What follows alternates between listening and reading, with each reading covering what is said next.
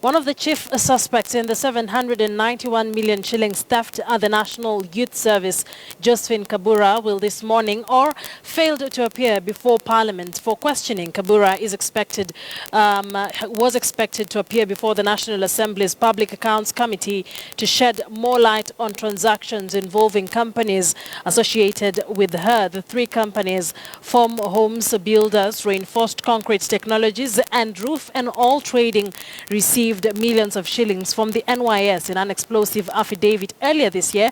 Kabura placed former Devolution Cabinet Secretary Anne Waiguru at the center of the scandal. Detectives, though, want Kabura charged for perjury after she claimed that the then head of banking fraud unit, Joseph Mugwanja, and Corporal Jeremiah Sotet had received 80 million Kenya shillings on Waiguru's instruction.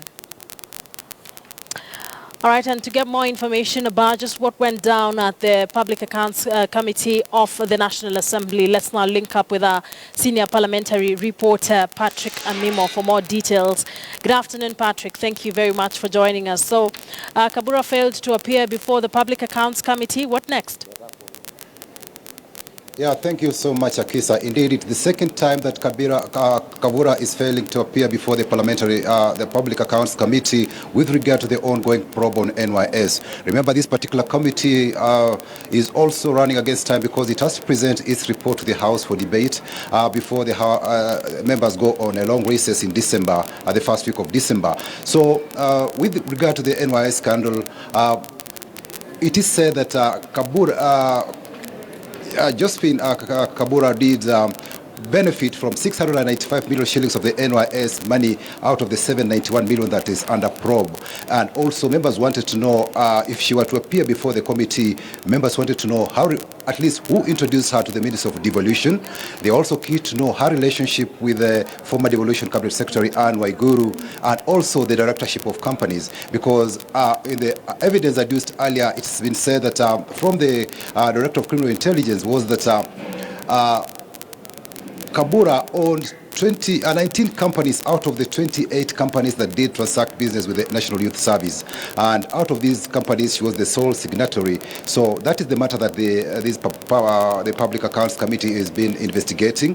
But then, interesting enough, her lawyer did send a letter to the committee indicating that she will not be able to attend this particular session, but requested to at least to appear before the committee on November 11th, but the committee feels that will be too late. That's why they've asked the clerk of the National Assembly to write a letter to the Inspector General of Police asking for immediate arrest of Kabura, and she be brought to the committee to answer some of the questions that the committee is investigating, because it feels as a parliamentary watchdog, it has quasi-judicial powers, and they feel that Kabura must appear before it. Akisa? So what exactly was the reaction of members of the Public Accounts Committee? I mean, given that this is the second time Josephine Kabura has failed to appear them, what exactly were they saying, apart from, of course, the summon they've given out? Indeed, members, at least the majority of the members, expressed their fury over the behavior by Kabura. They feel that she's acting with impunity.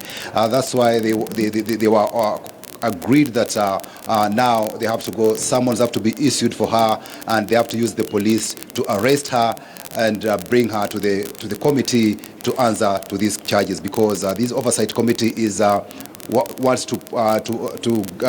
is doing its mandate, and they want to give her a hearing before they write a report, because she's been adversely mentioned with regard to the 791 million shillings. So the committee wants to get her side of the story before they compile the report, and they want her input in this particular matter. That's why it is very critical that they want her to appear before this committee, and they are asking the police to assist in arresting her and bring her before Parliament to answer these questions. Akisa?